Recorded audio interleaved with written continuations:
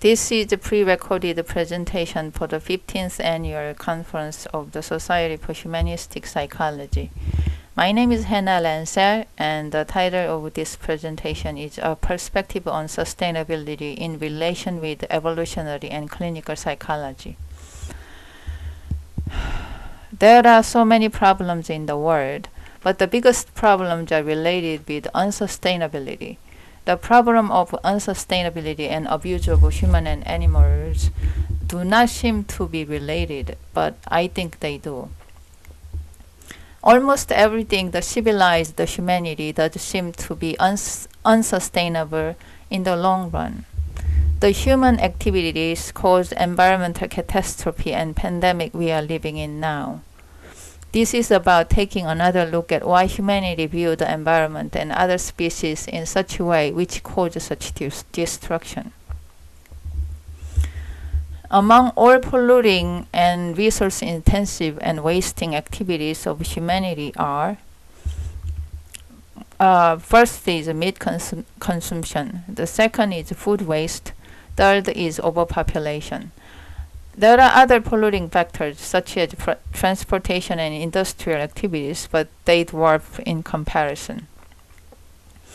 And it seems that, to me at least, it seems that all these three factors are connected to three other psychological factors. And that is the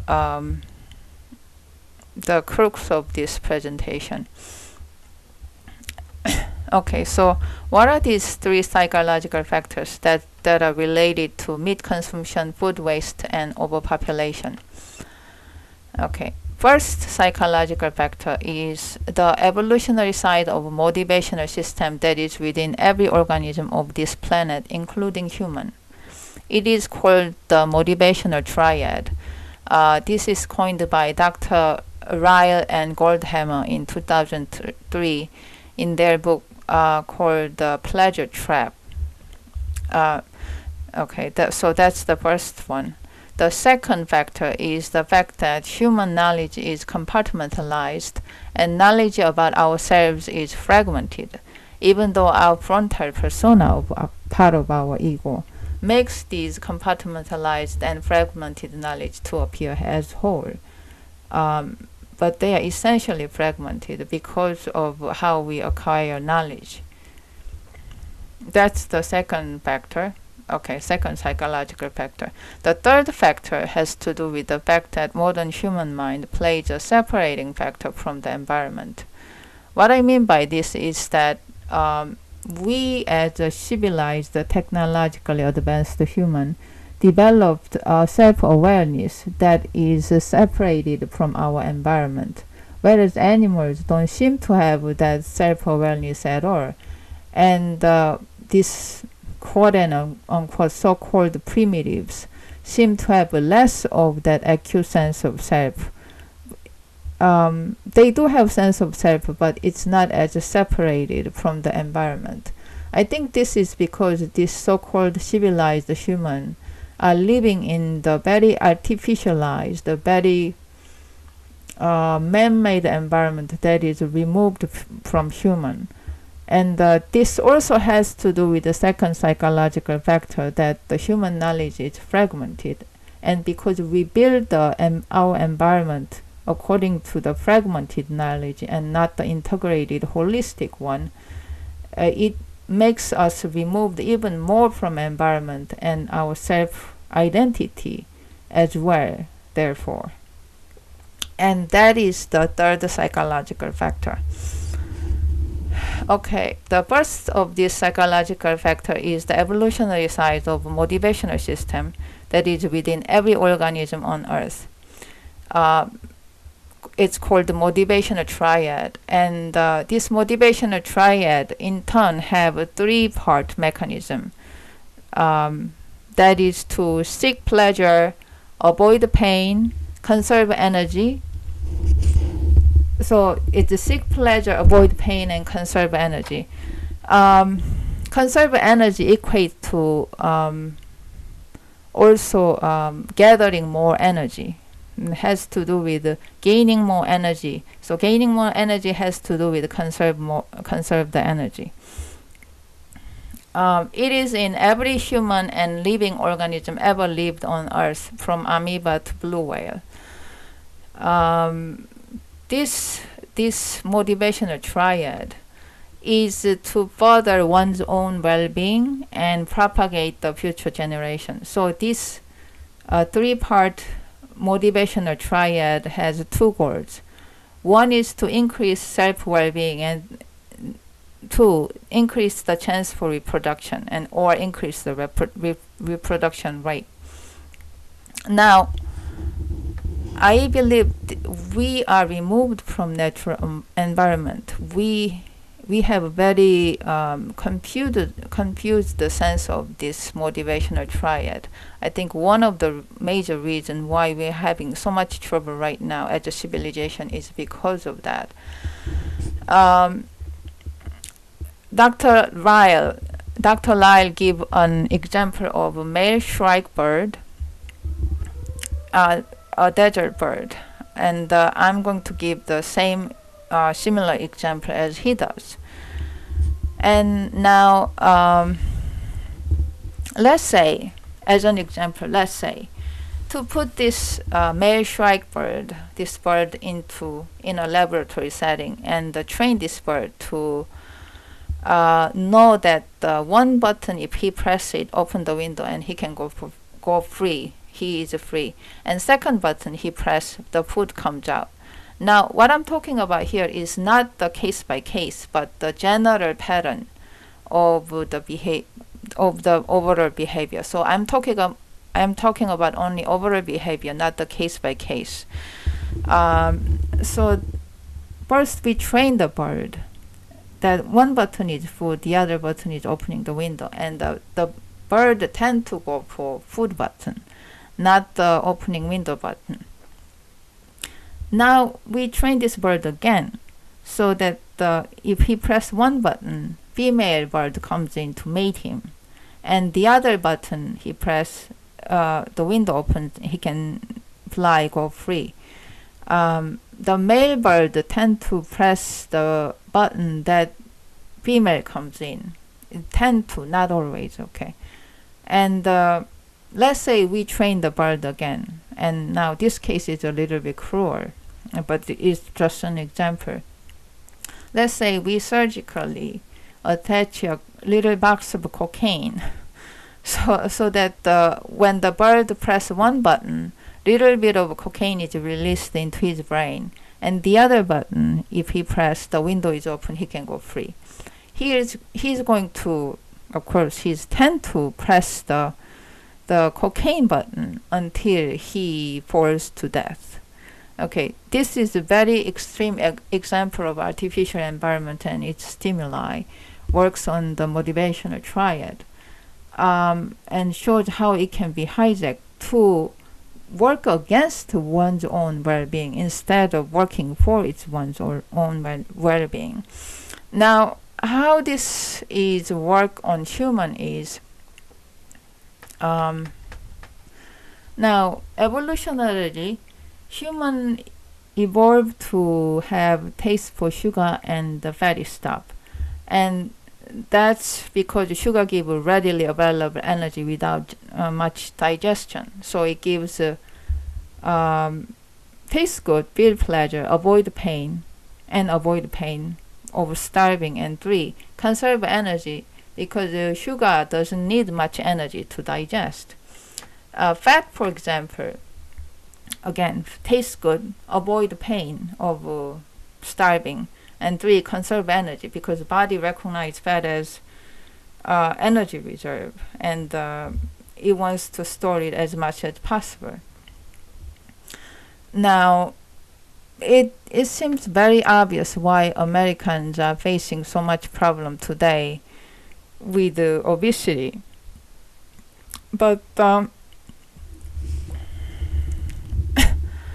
it's also this is very obvious answer for increase in meat consumption, because meat has about 30 to 40% fat on average. Even chicken breast have 18 to 20% fat. So increase in meat consumption, that's like increase in fat consumption. And also food waste, because wants to hoard food, And the overpopulation part is, the goal of the motivational triad is to increase the reproduction chance and increase the reproduction rate. So obviously overpopulation comes into equation, this motivational triad as well.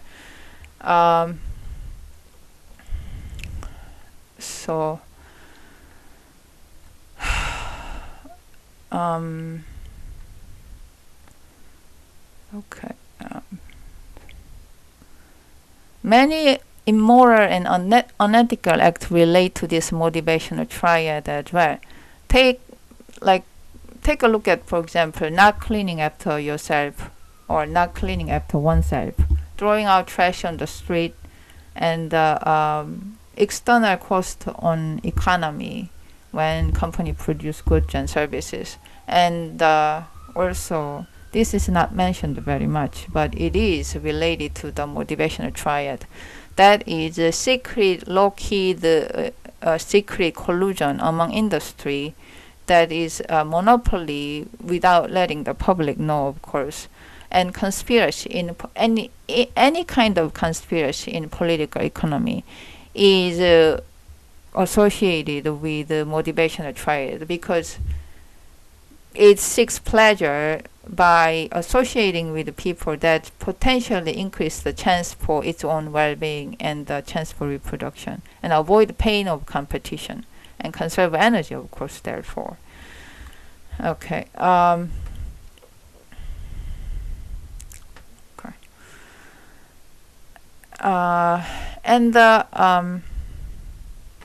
By the way, it may be confused that human nature is like this, but not necessarily. Pain avoidance, pleasure-seeking, energy conservation. This can be established and satisfied in both positive and negative ways. And our behavior to satisfy can manifest in both positive and negative ways as well. It's just that with this artificial environment, we have lost our compass. So in order to cope with the confusion and resulting harm thereof, lie and deceit prevailed so much. I think that's the reason. And we don't have to discard our artificial environment either. We can redesign it to fit it better in harmony with nature and to benefit ourselves in harmony with nature.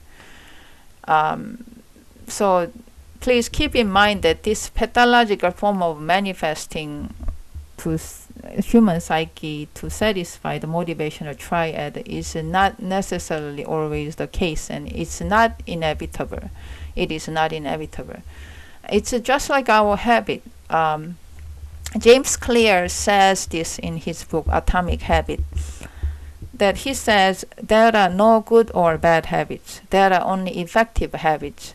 That is, effective at solving problems. All habits serve you in some way, even the bad ones, which is why you repeat them. Bad habits have net negative outcome. Smoking a cigarette may reduce stress right now. That is how it's serving you, but it is not healthy long-term behavior. And I believe our behavior is no different in, because what we are living as a civilization is a sort of habit as well. Either good or bad behavior, that is to fulfill the need of motivational triad in some form. Bad manifestation is not because the human is intrinsically evil. I'll explain this further later. I think human is neither good or bad, but neutral. Okay, that's the first psychological factor.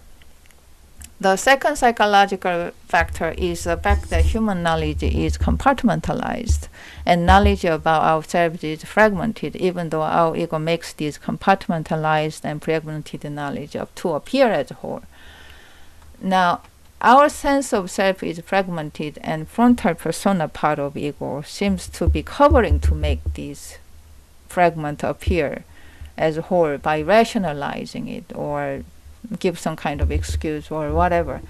Jack Lacan said, human knowledge in essence is fragmented. I'm not sure if I pronounced Lacan correctly. Okay, anyhow.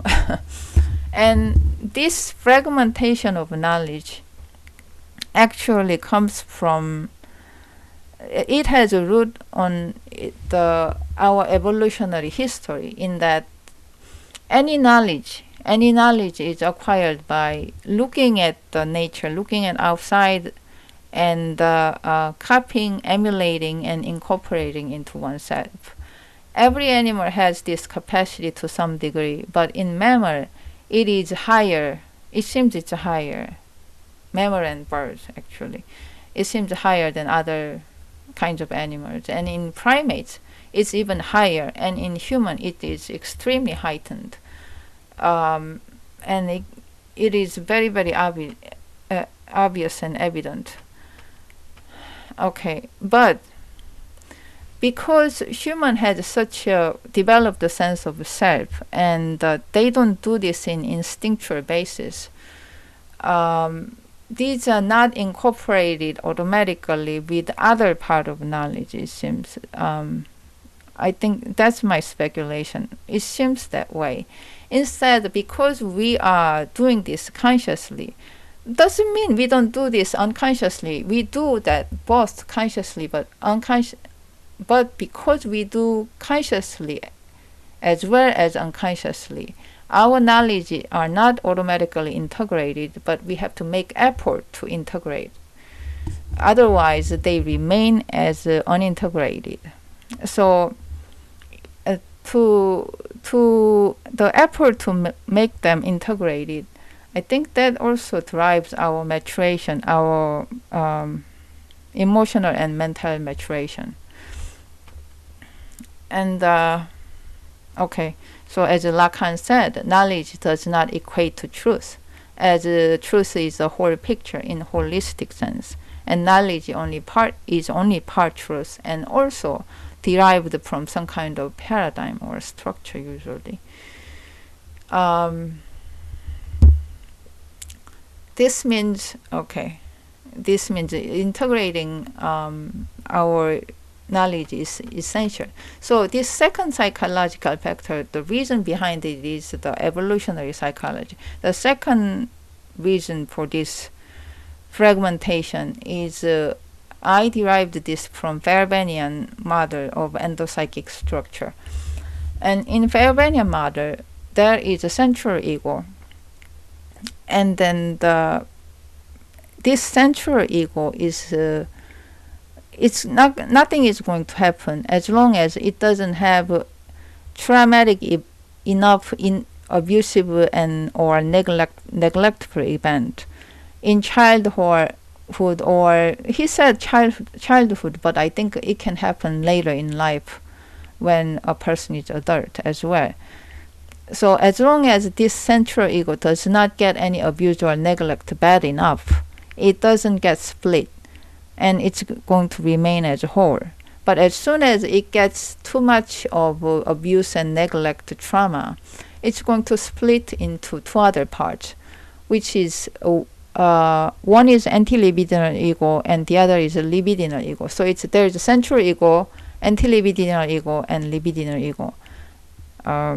This three-part structure, when a person is abused, also have an object attached to it. So central ego is attached to ideal object, and anti-libidinal ego is attached to rejecting/attacking object, and libidinal ego is attached to exciting and disappointing object. And these three pairs, 6 part, makes the Fairbairnian model of endopsychic structure. Okay. And the conscious part of the mind is the central ego and the ideal part, that pair. Okay. Central ego and the ideal ideal object. That pair exists in every person. And the other two pairs, the anti-libidinal ego and libidinal ego and the corresponding object of those egos exist in the people who had enough trauma and stress and neglect. And that which is not resolved, unresolved trauma, stress, neglect, and abuse. Excuse me. Okay. Please note that when I say unconscious, I mean amalgamated sense of unconscious of Fairbairnian, Freudian, and Jungian. So my sense of unconscious is that the Fairbairnian unconscious means anti-libidinal, libidinal ego, both, and also Freudian, that is anything that's repressed, and Jungian, the archetype and the universal consciousness that which our consciousness as an individual is not aware of. So when I say unconscious, it means Fairbairn, Freudian, and Jungian combined. Also, when I say bad object, I mean rejecting / attacking object. I find that saying bad object is better than just saying rejecting / attacking object. And I also use the term of libido as life energy, not just sexual energy. So libido energy is any energy in life, and it can be spent in any and every activities. Okay. So this anti-libidinal ego and libidinal ego, when they are split, they can be reintegrated to central ego, given that there is enough nurture, support, and psychoanalysis with care. The caring interaction that Fairbairn described, then these two merge back into the central ego. Okay, so what happens when there is no support whatsoever? These anti-libidinal ego, libidinal ego, because they are lacking they came from the lack of nurturance. They seek nurture as a substitute satisfaction, and this substitute satisfaction can manifest in many different ways, and primarily as addiction. And Fairbairn said this manifested as in all sorts of sexual perversions, and Celani pointed out internet addiction and internet porn addiction, and all sorts of other substance addictions. I think the pathological behavior is a sort of addiction as well, behavioral addiction, like behavioral pattern that doesn't serve oneself but cannot help repeat it. And it seems very obvious, but people think that's like procrastination and being lazy and not hygienic enough and stuff like that. I think that is actually addiction to habit, pattern of addiction to habit. I mean addiction to the behavioral pattern, that is. And these can be also manifested as more meat consumption and food waste, and not just food waste but waste of other stuff as well. And the overpopulation is related to this, because the overpopulation can be said as seeking the object, seeking outside the object, and that object is children. And that's scary, but that's what it is. I believe that's what it is.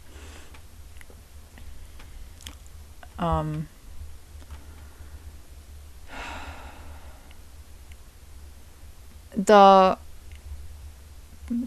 the first psychological factor, the motivational triad, takes an unexpected turn when it meets the second psychological factor, because the motivational triad is arranged and warped into meet this substitute satisfaction.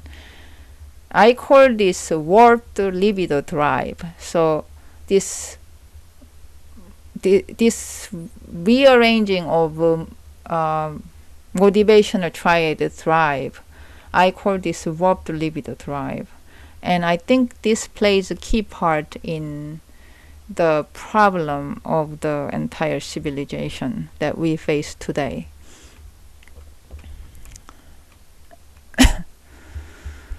Excuse me.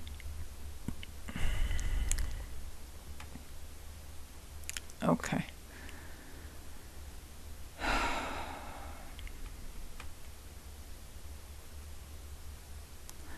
Okay. From our front persona side of ego, the cover, the fragmented part of self which are not consistent with the image of oneself are repressed and expressed in pathological manner. However, what comes out are not viewed as pathological, but always given some kind of rationalization by frontal persona of the ego. And these behaviors are interpreted and represented as not what actually is, but something else, such as necessity, matter of fact, expediency, and even sanctified in religious cultural sense as to give moral justification in warped ways. Thus, cruelty to children is often called as necessary punishment, negative reinforcement, or simply called for your own good, quote and unquote. Okay.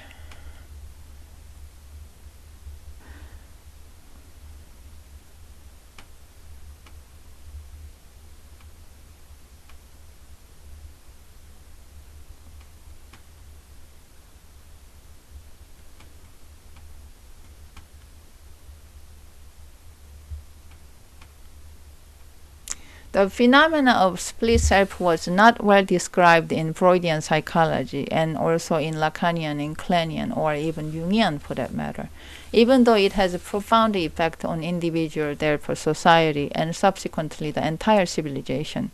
It seems that humanity as a whole is in denial that there is such thing as split going on in vast majority of the human race. And the frightening implication of it. Okay. Just to give an example how this split commonly exists, take a look at what Alice Miller said in her book, For Your Own Good. And remember,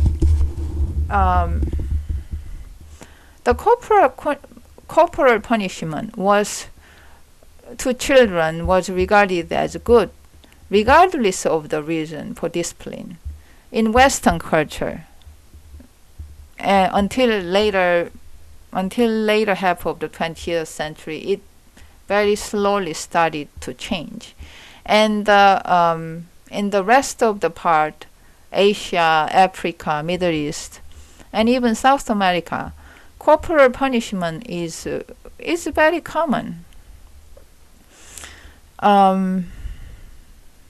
Not much one can do about it, and even though the law exists against corporal punishment, the law enforcement will not do anything, and or the locals don't want to get involved with the law enforcement, because getting involved with the law enforcement is always involved some kind of corruption, or it's just pain to go through them, and they are very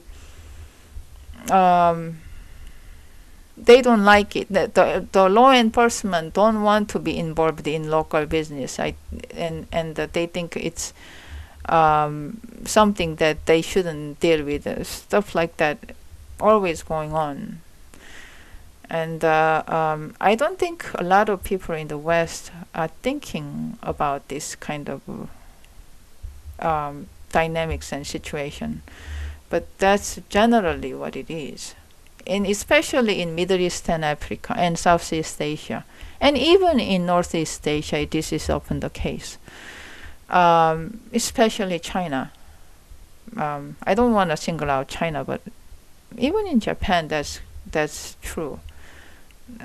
Getting into court system and law enforcement is a bad news, and I'm not going to describe it right now, but that's how it is, because I don't have time. But it's not only beating of children and beating of adults also. And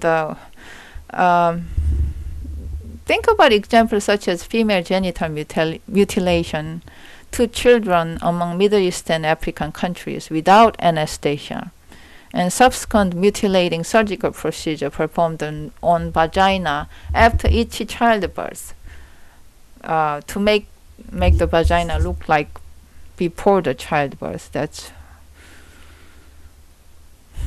oh gosh. And another thing to look at is the ACE study, a very famous study, adverse childhood experience study. And this study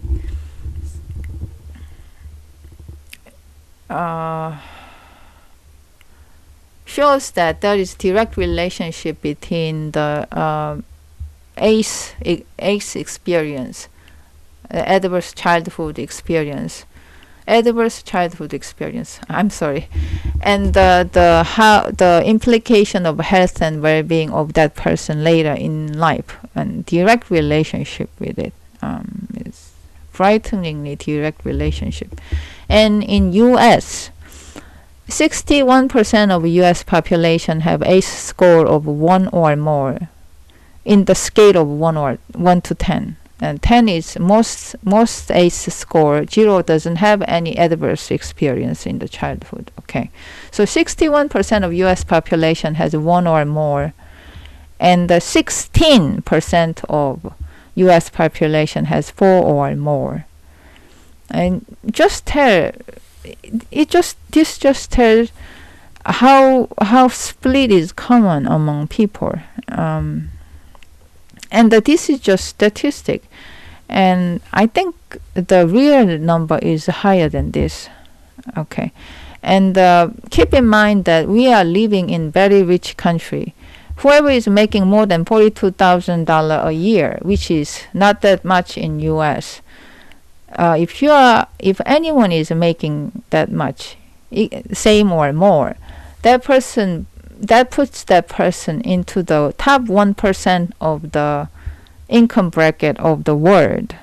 So 99% of the population is below that. And think about what kind of resource they have, what kind of stress they endure, and therefore the abuse that result from those stress. So 99%, I would say more than 90% of world population have a multiple ACE score. I don't think that's exaggeration. That's just my estimation from what I have read. It's not accurate, but I think that's pretty much what it is. So this basically drive consumption of alcohol, tobacco, drug, gun industry, which is a multi-billion-dollar industry, international industry with political lobbying power, with the developing and developed countries. But not only that, cosmetic surgery, weight reducing surgery, cosmetics, fashion industry, entertainment industry, advertising, PR industry, they all, large part of them, falls into the category of this substitute satisfaction. And all these are driven to satisfy our need for our fragment selves, which meets the only substitute satisfaction, but not the true healing, true development of ourselves.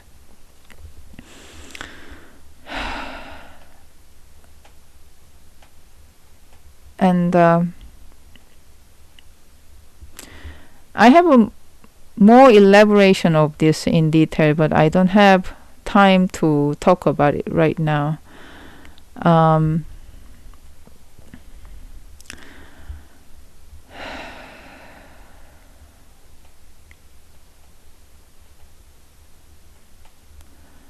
Well, I was going to talk about a lot more things, but it seems that I'm running out of time. Yeah.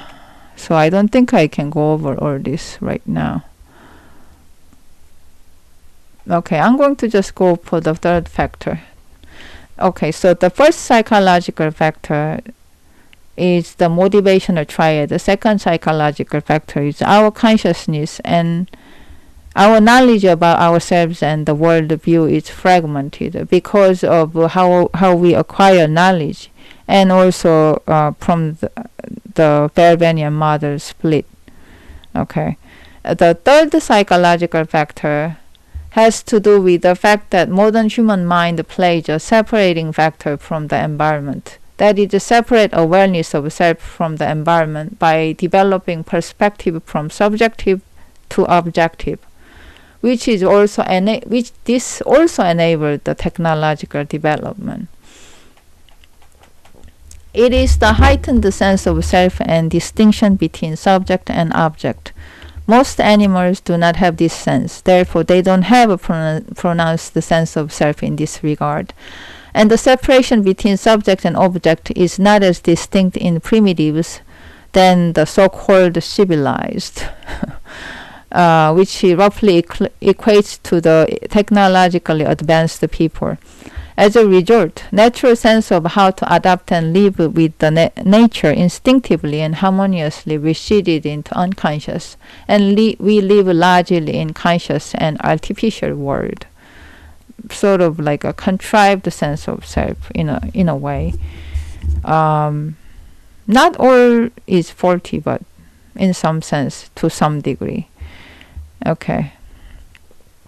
And but what we have to keep in mind that the reason why I said this is contrived is because if we consider our mind as ours, okay, and this is not just our body, okay, is our body part of our mind, or is the mind only reside in our body?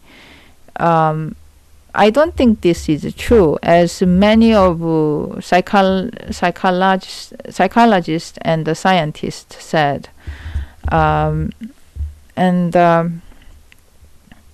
It's more that our mind doesn't have a designated locale, but it's sort of like a holographic reflection of universal consciousness that is manifested through our body. So manifested and focused to the processing unit, this called the body. And because the reason why we are unique nonetheless is because each manifesting point is unique and different. So in that sense, we are all holographic reflections. So we are all same, but we are also all different at the same time. Okay, so this sounds like oxymoron, but it's like in quantum physics that electron can be wave and particle at the same time. We are wave and particle at the same time in that sense. And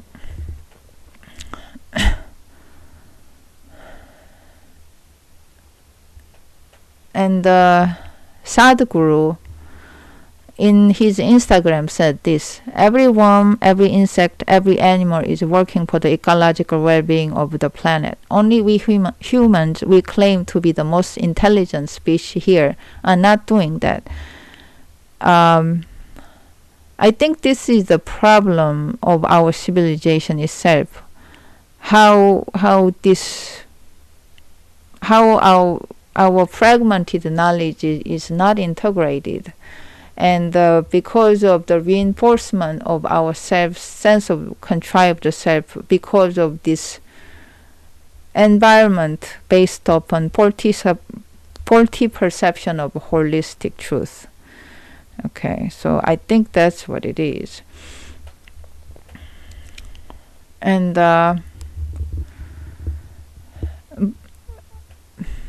yes, we are self, but we are whole at the same time. And I think we have to keep that in mind. I think that is very important.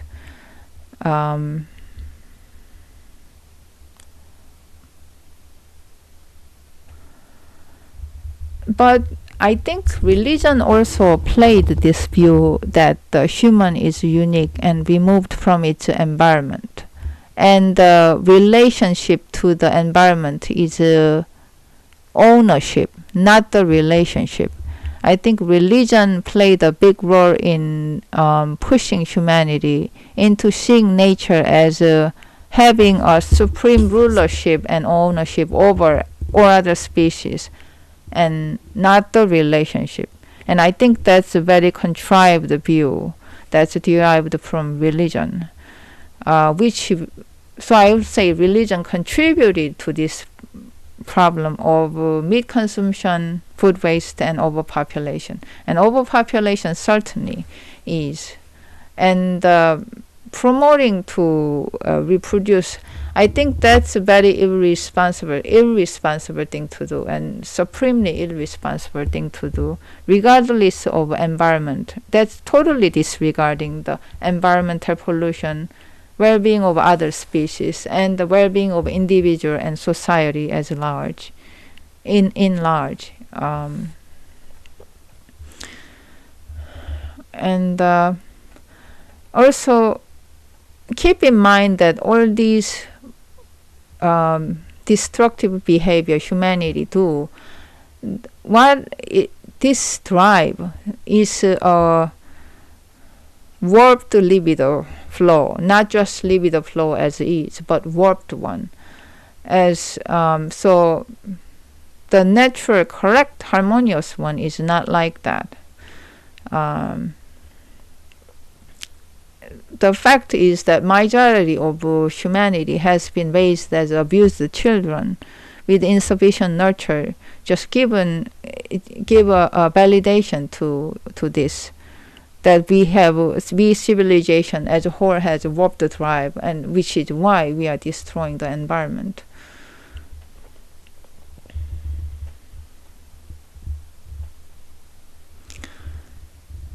Okay.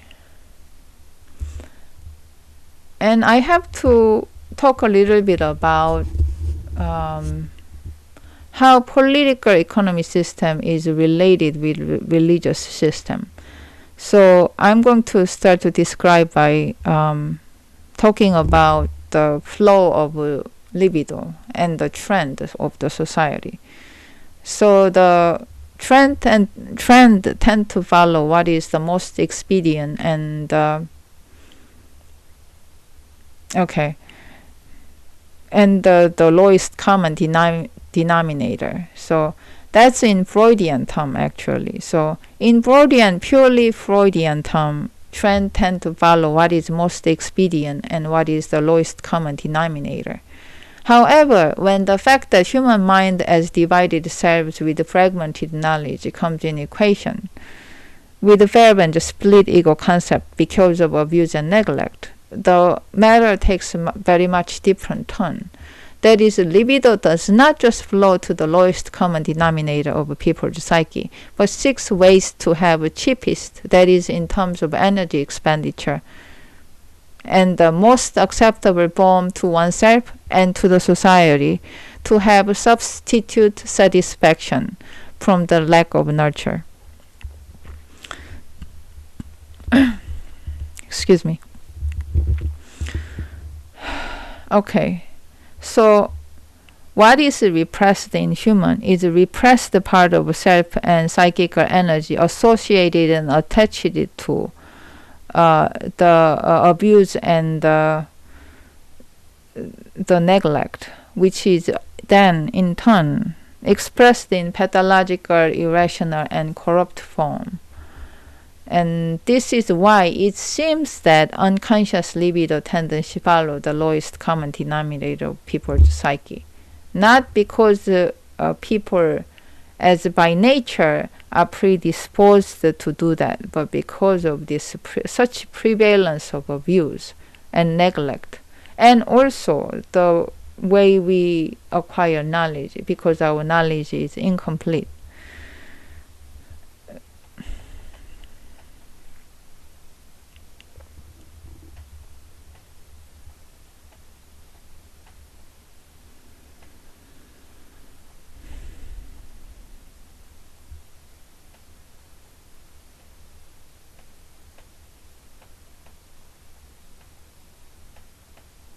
Okay, I'm not sure if I have time to go over this, but I'll try.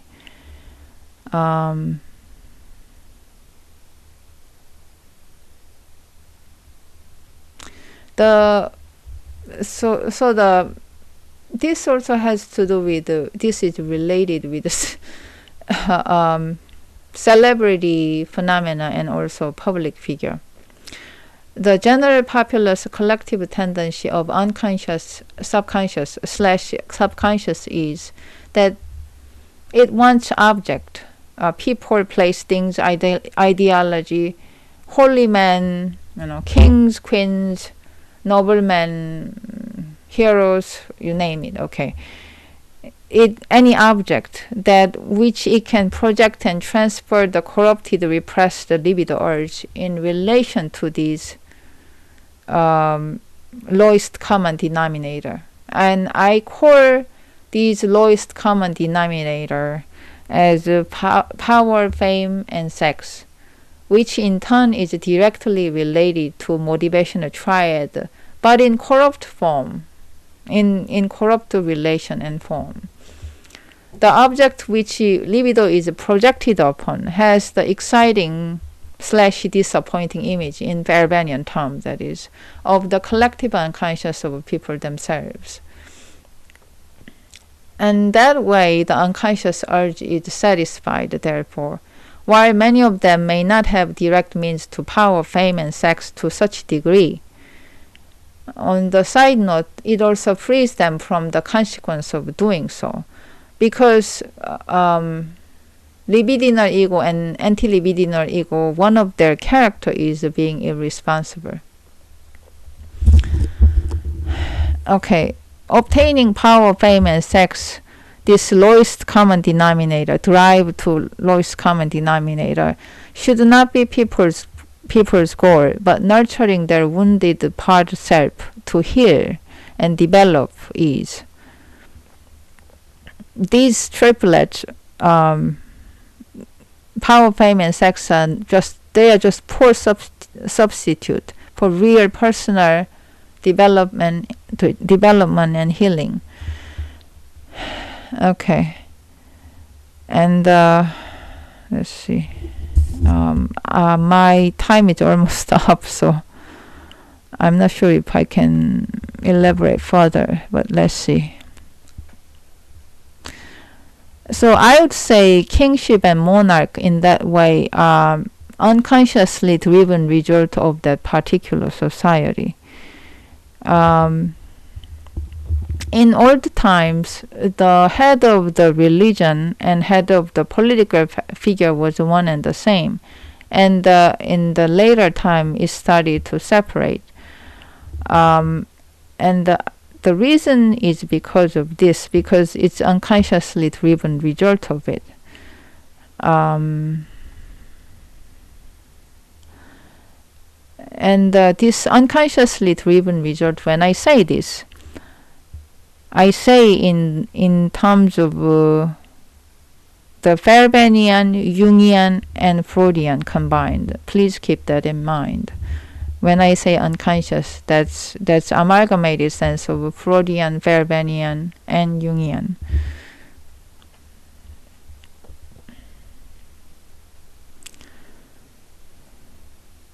Okay.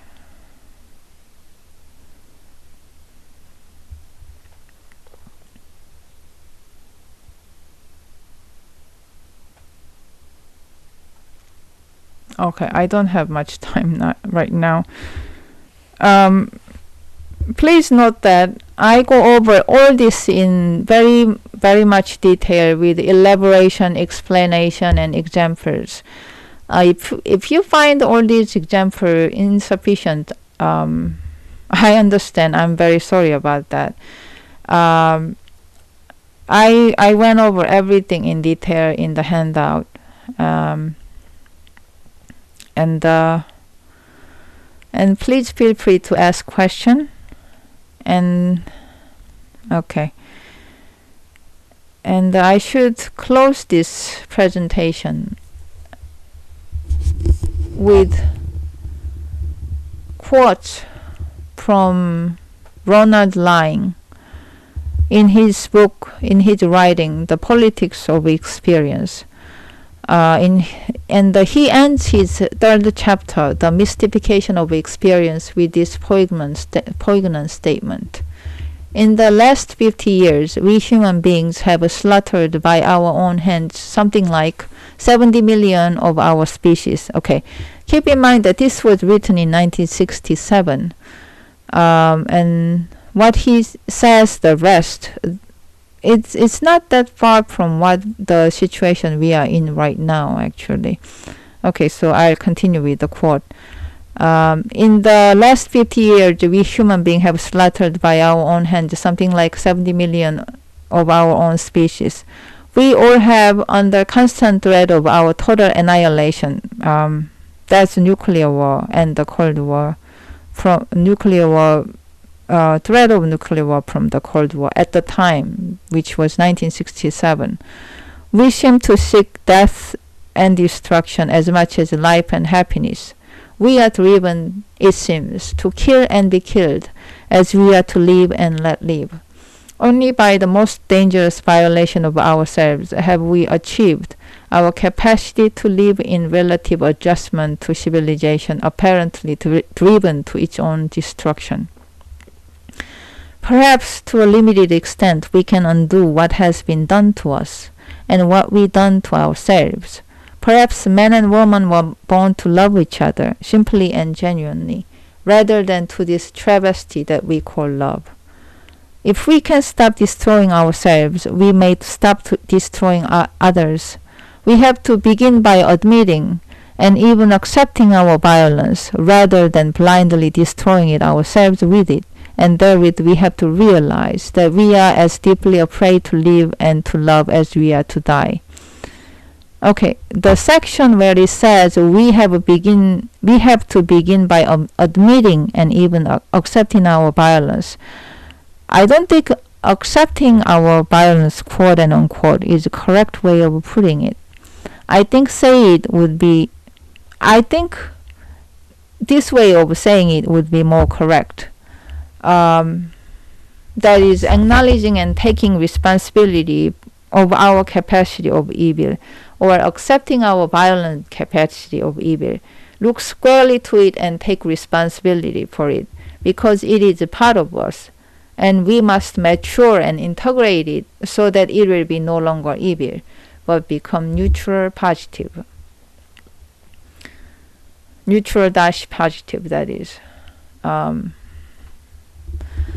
The reason for this kind of behavior become obvious when Fairbairnian psychology is implemented in conjunction with our existing understanding about human psychology. But it's not just Fairbairnian, it's others as well. We have to realize that I'm quoting Ronald Lying again. We have to realize that we are as deeply afraid to live and to love as we are to die. According to Fairbairn's observation of unconscious anti-libidinal and libidinal ego, this makes perfect sense in Fairbairnian term. Because the internal anti-libidinal ego, bad object set produced by abuse, trauma, and neglect, is always afraid of rejection and hurt from potential love, rather than take the love, it would take negative course of self-destruction. Okay, so what Lang says very much corresponds to this clinical way of looking at human. It seems that the entire human civilization's most violence was revolved around in such ways. Only they are more dramatic. Okay, so I'm done with Ronald Lang, and I'm continuing with my presentation. Okay, so it seems that entire human civilization's most violences were revolved around in such ways, as I described it just now. Only they are more dramatic and given more sanctification by established religion, and is covered with more rationalization and subterfuge slogans and you name it, all sorts of entertainment, anything established by political economy philosophy. So that leads these large-scale violence are more jarring, appear more fashionable, and seems poetic than meager personal struggles. But everything comes from these meager personal struggles, which congregate into this result that we see right now. And so, even though with that disparity, nonetheless, both have the same fundamental nature. Leonel Rubinov said in the introduction of his book, Pornography of Power, written in 1967, again, same year as Lang's book, about such human behavior, that how this rationalization is done of these kind of violence and destruction. He said, in each case, the same evil means are employed in bad faith, and even good men in times of crisis can be as ruthless as evil men. But the difference is that for those who have reached the plateau of self-consciousness about their condition, there is yet the possibility of transcendence. End of quote. I would say this is not the transcendence, but our natural course of development lead to overcome this problem in the first place, but we never looked at it. Okay, so between the Freudian's depressive position, sober depressive position, and Jung's transcendence, we seem to lost the view of this everyday nurturance, how important this is in keeping ourselves in perspective with nature and with ourselves. That nurture and the care, everyday work and everyday relation that we neglected, because of that, we see this, because and also the ruling class paradigm is very much formed by Freudian psychology. The social engineering PR system is very much based on Freudian and also Jungian psychology to some extent, but mostly Freudian, I see. Like if you have read the book like Subliminal Seduction by Wilson Bryan Key, you will see what I mean by this. And so it's not the transcendence, but our natural course of development leads to overcome this problem in the first place. And because our knowledge was fragmented, which should have been integrated naturally, but did not, because the very foundation of civilization's paradigm and dynamic that which was built onto was this fragmented, immature view. Okay, so we have to mature personally and also society and civilization all at the same time. And considering that these violence, chaos, abuse, and tyrannies are the source of stagnation in civilization and as a whole and as individual, okay, The split seemed to create more